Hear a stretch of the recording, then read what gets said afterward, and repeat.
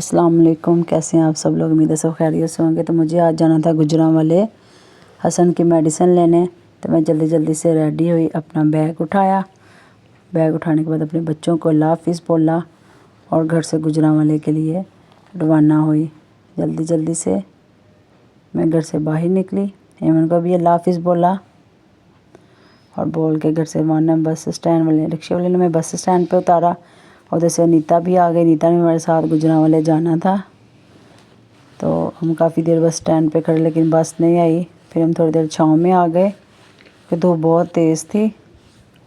उतनी देर में बस वाला भी आ गया और हम लोग जल्दी जल्दी से बस में बैठ के गाड़ी गुजरांवाले की तरफ रवाना हो गई।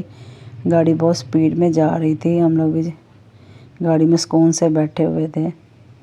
गाड़ी चलती जा रही थी और अचानक से गाड़ी रुकी। तो हमने देखा कि क्या हुआ, तो टोल प्लाज़ा आ गया था। तो गाड़ी वाले ने टोल प्लाज़े की रकम अदा की और फिर गाड़ी उसी स्पीड में गुजरांवाले की तरफ रवाना हुई। गाड़ी बहुत अच्छी और स्पीड में जा रही थी, कोई मसला नहीं था।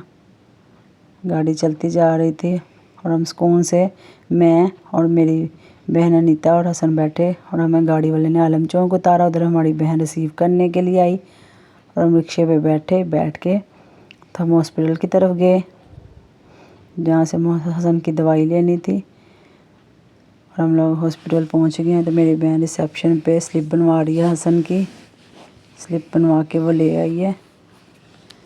अब हम दवाई लेके हम अपनी बहन के घर आए। अफ्तारी की। अफ्तारी करने के बाद हम लाहौर